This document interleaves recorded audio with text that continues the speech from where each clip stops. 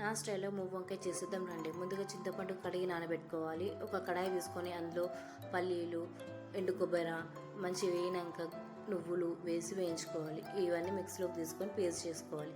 అదే కడాయిలో మళ్ళీ ఉల్లిపాయలు వేసి పేస్ట్ చేసుకోవాలి.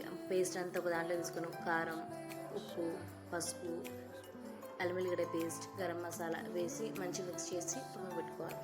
ఇప్పుడు ఇంకో గిన్నెలో వాటర్ తీసుకొని అందులో సాల్ట్ వేసి వంకాయని మంచిగా 4 ముక్కలు కట్ చేసుకొని పుచ్చులు ఉన్నాయో చూసుకొని కడిగేసి అన్నీ పక్క పెట్టుకోవాలి. ఇప్పుడు ఇంకో గిన్నె తీసుకొని ఆయిల్ వేసి వంకాయని మంచి దూరగా ఫ్రై చేసుకోవాలి. 50% ఫ్రై అయినాక ఒక గిన్నె తీసుకొని ఆ గిన్నెలో మొత్తం వేసేసుకోవాలి.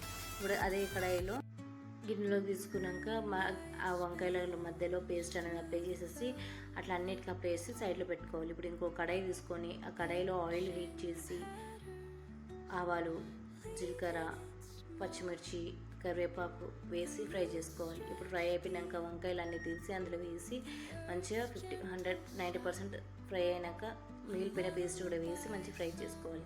ఇప్పుడు చింతపండు రసం పోసుకొని ఒక హాఫ్ అన్ అవర్ స్లో ఫ్లేమ్లో పెట్టేస్తే ఇట్లా దగ్గరికి అయ్యి చిక్కగా అవుతుంది. ఇప్పుడు కొత్తిమీర వేసి దింపేసుకుంటే వేడి